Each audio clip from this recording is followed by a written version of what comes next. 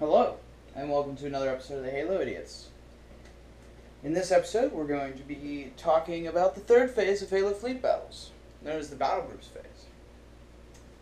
For this video, I'm going to change it up a little bit, and instead of doing a lot of explaining, I'm going to be doing more of an actual scenario rather than explain. So, I don't know exactly what's going to happen in the scenario, because I'm not going to modify the die, but I hope that this will allow for all of the things I want to discuss to happen. So, we're going to say that the UNSC has the initiative in this case, and we'll start with them. So the UNSC chooses to activate their battle group with the 2 Arrowhead formation frigates and the Marathon class cruiser. So now since they've chosen to activate it, they're going to go ahead and move it. Alright. So the frigates are going to make a slight turn, and are going to move ahead their 10 inches. The Marathon is also going to make a slight turn at the beginning, and it is going to move ahead. It's 8 inches. Let me check coherency. We're good. And then these frigates are going to turn slightly, move up 9, and turn again. Check coherency. So now I'm going to go over coherency. What you want is for your ships to be within 6 inches from center to center with their bases. They don't have to be all the ships, but at least one other formation base has to be within 6 inches of another formation base. That's just so that the elements stay grouped together. Now, if a ship were to venture out of 6 inches from another element, the battle group will become split, and the portion with the lower build rating loses the ability to perform carrier actions, perform attacks,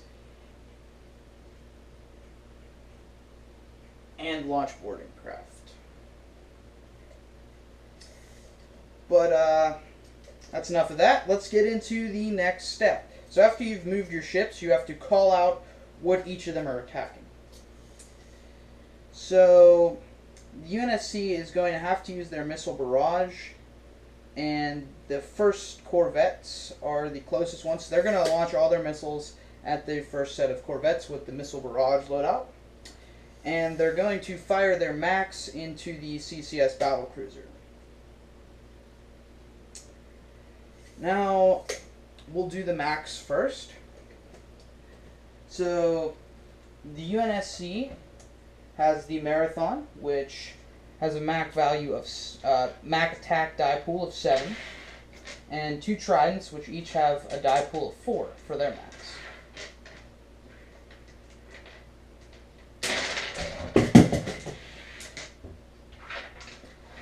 That gives us 15 die. So, since their max do not have range impediment, and since it's firing at a CCS battle cruiser, there's no debuff, so we're going to be firing at a firepower rating of 4.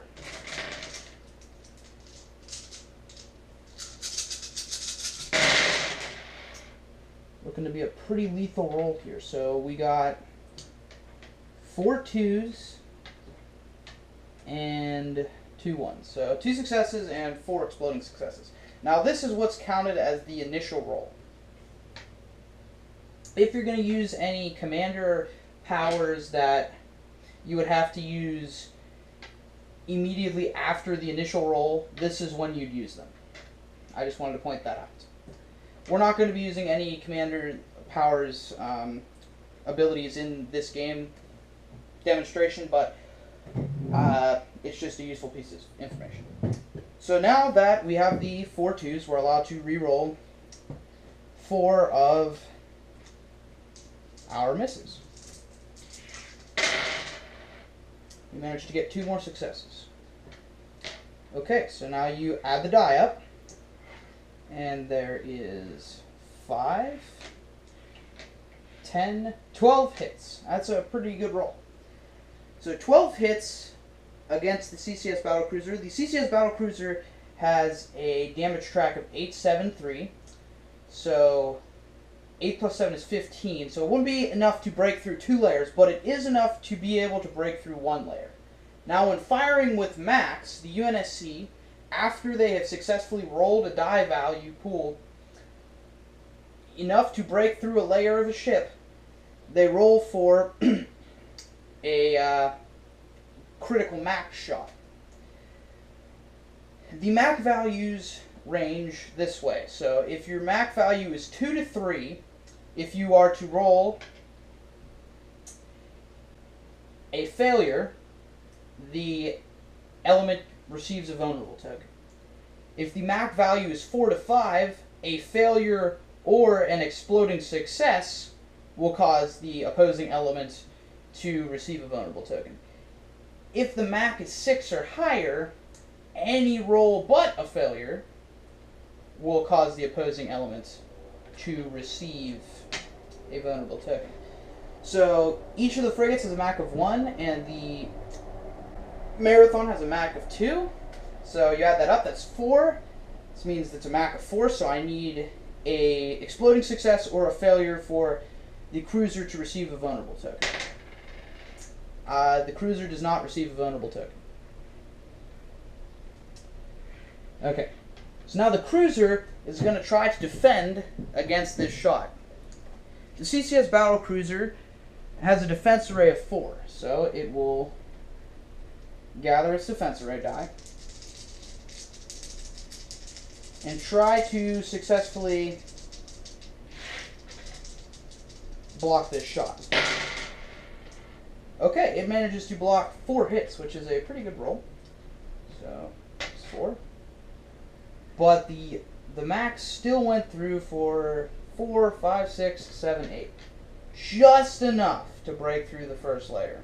Man, that's got to be soul-crushing for this CCS Battlecruiser. So what happens now is it takes a damage token. And the UNSC gets to roll for critical again for breaking through a layer. Every layer you break through, you roll for critical. But when you do this, it's only on an exploding success will the ship receive a critical, which it does not again.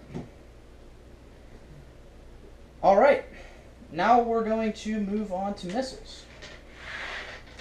Now this is where it's going to get a little bit more interesting with range and different rulings coming out. So,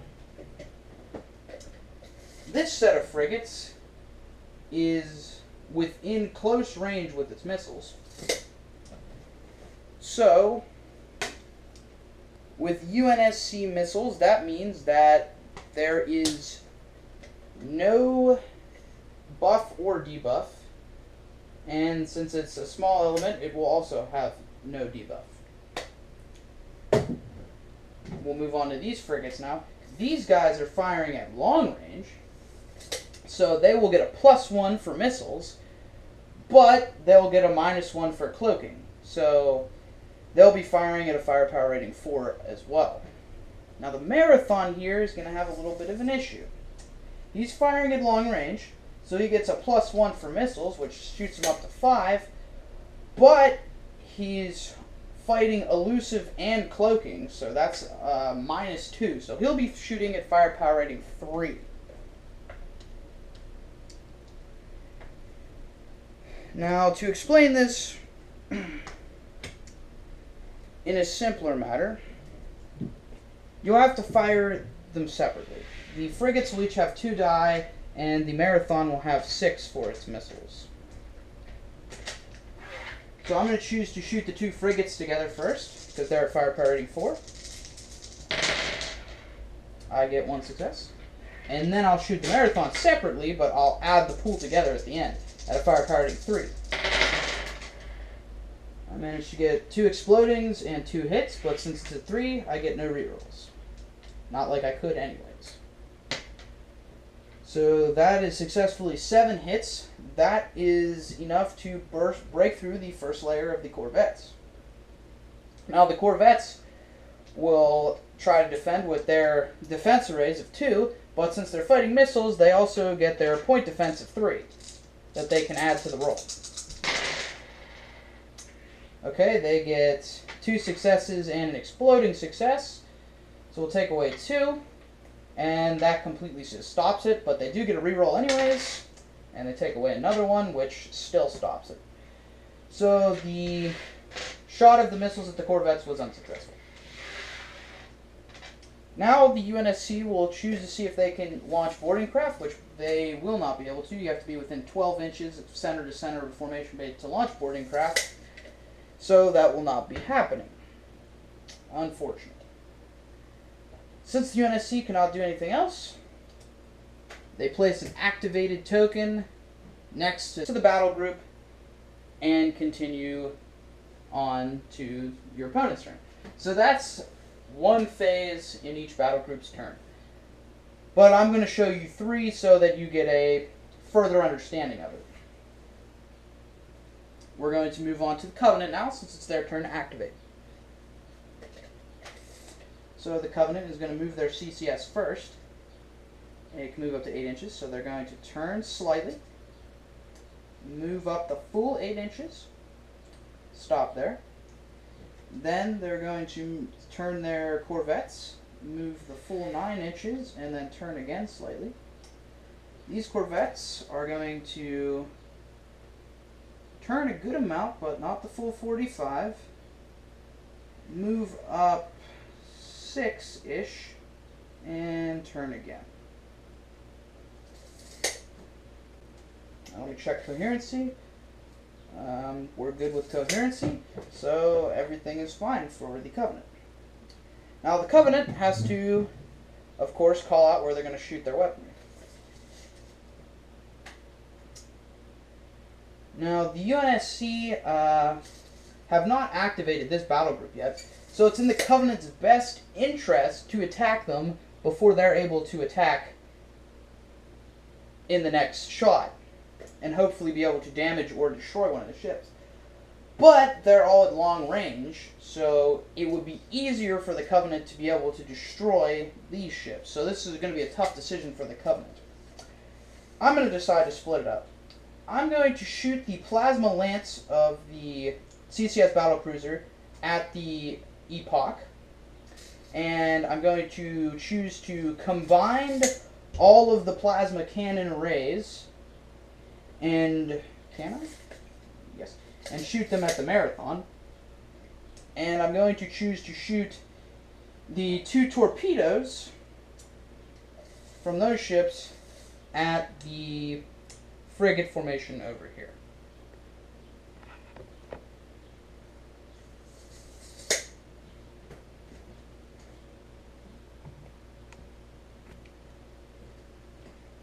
Okay, let's begin the battle. We'll start with the Plasma Lance.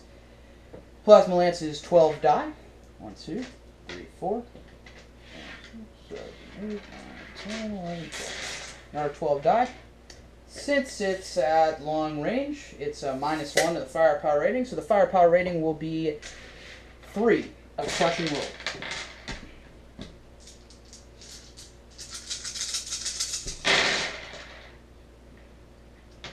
So the Covenant manages to get 7 hits. But since they have a damage token, they have to take away a success. That is not enough to break through the first layer of the Epoch, since the Epoch's first layer is 9. So this shot will do absolutely nothing. Let's move on to the second shot, which I'll make it the plasma torpedoes. they are both at long range. So that adds a -1/+1, which doesn't do anything. So they'll still be firing at a firepower rating of 4. With 7 die. Okay, they get 2 hits, 2 successes, and an exploding success. So they get a reroll. Nothing. Now 4 is just enough to break through the frigate's first layer. So the frigates will then build their defense pool of their 2 titanium armor, and since it's plasma torpedoes, they will also get their point defense of 2. And they only block 1, but that's all they need. So they successfully blocked that hit. So not doing too well for the Covenant here. Hopefully they can pull themselves together on their last shot, which is at the Marathon. So this set of corvettes is at close range, so they will be firing at a firepower rating of 5 with their 3 die. However, the CCS battlecruiser and the other set of corvettes are not at close range, so they'll be firing at a firepower rating of 3. Get our 4 plasma cannon arrays, and our 9 for the CCS battlecruiser. So we'll fire the firepower rating 3 first.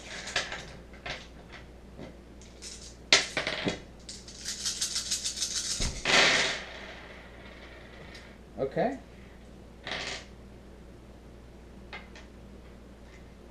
That's a pretty good roll, but no rerolls because it's a 3. Now these guys will be firing at a firepower rating of 5. We get 2 successes. Okay. So that is successfully 10 hits. That is enough to burn through the first layer of the Marathon. So now we'll be rolling to see if the Marathon is able to block it. The Marathon has a titanium armor value of 3. So let's see if it can successfully do it. It needs at least 5 successes. It manages to get 3 plus its reroll. It gets 4. That must be soul crushing for the Marathon. So it takes away 4, but still 6 damage coming at it, and that's just enough for what it needs.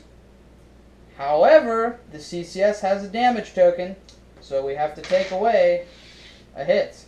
So the Marathon is actually safe.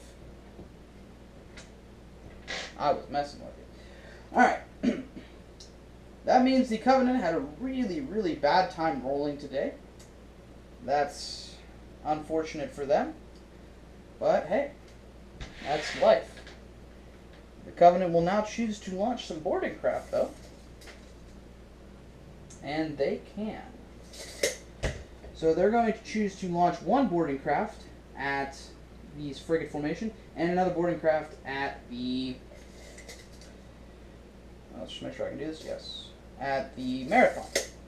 So what happens now is each of the formations tries to destroy the boarding craft with point defense. You can only designate 1 boarding craft if there's multiple coming at you to destroy, so if you're dealing with a zealot in a boarding craft on a smaller ship, I would recommend going for maybe the smaller boarding craft rather than the zealot because it has a higher damage track. Okay, so the frigates are going to try to defend first. They get 1 success. That's not enough. It takes 4 successes to destroy one of the damage track of a T-26. Now for the Marathon, it has point defense of 3.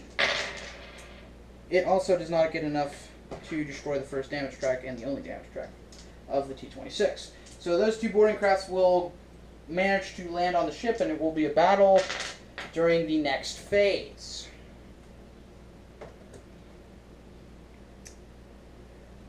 Okay. Now that means the Covenant will place their activation token down, and their turn is over. Now it's time for the UNSC once again. The UNSC is going to choose to do a hard burn forward with the Epoch, moving the maximum distance of 7. And then turn slightly with the frigates. Move them 9 inches and turn slightly again. Check coherency. It's good. And they are going to choose to shoot their max at the CCS. And their missiles have to go at the corvettes.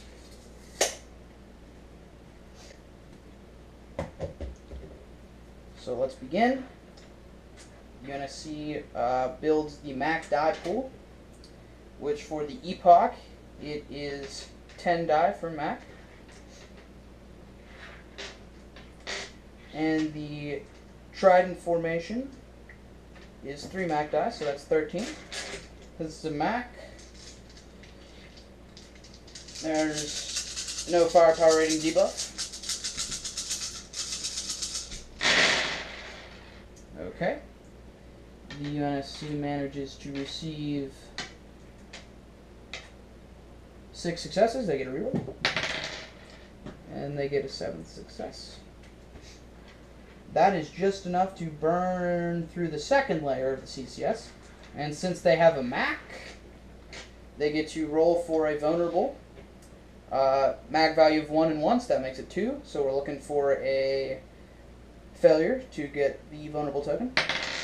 We do not get a failure. So now the Covenant will try to defend. They will use their defense arrays of 4.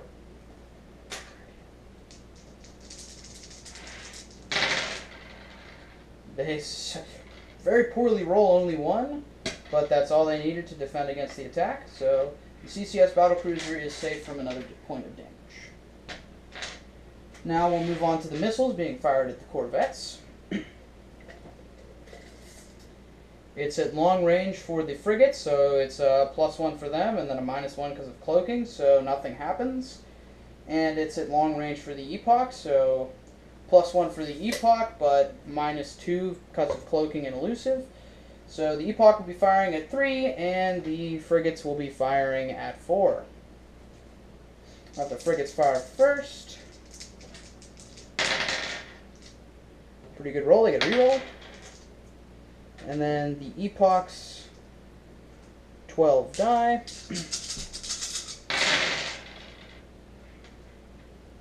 They don't get any rerolls from their exploding successes. But if I were the corvettes, I'd be pretty scared about now.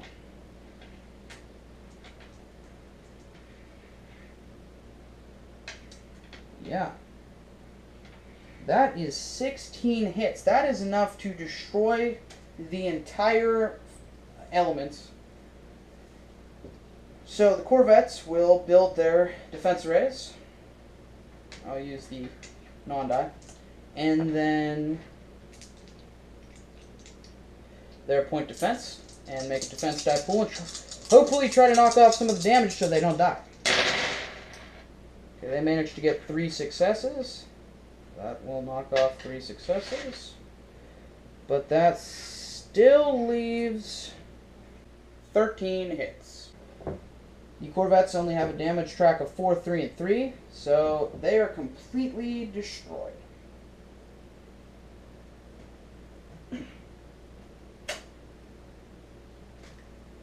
UNSC, do not believe can launch boarding craft. No, they cannot. So that would end their activation. So that's basically it for the battle groups phase. I'm just going to go over a few key elements that I didn't get to touch on in this demonstration to help you get a more clear understanding. So the damage token, as you saw, every time this ship shoots,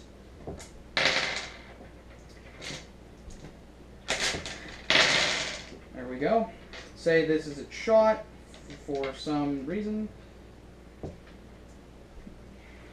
3 rerolls, because I said it's a firepower rate before. It's another reroll. Technically that wasn't allowed. I cheated there. Yeah, you cannot reroll already rerolled die. Sorry that I've never mentioned that before. So say this is its roll. For every damage token, it loses a success automatically. So it would knock the roll down to that.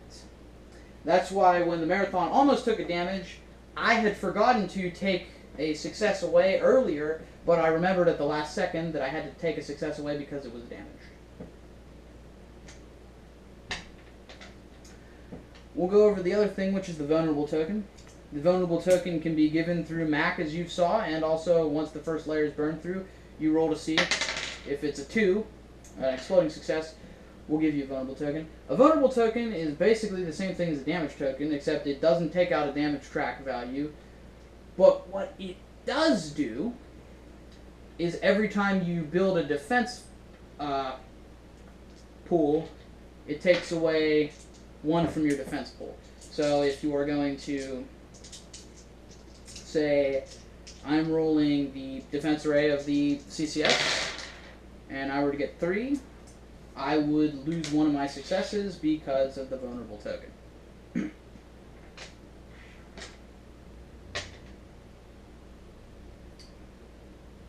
I think that's all I want to go over with you right now. So, thank you guys for watching this video on the Battle Groups phase. This is what most of the game is going to be, so if you did enjoy this slight demonstration, you'll probably enjoy the game. Next video, we're going to be discussing the 4th phase of the game, which will go on to boarding.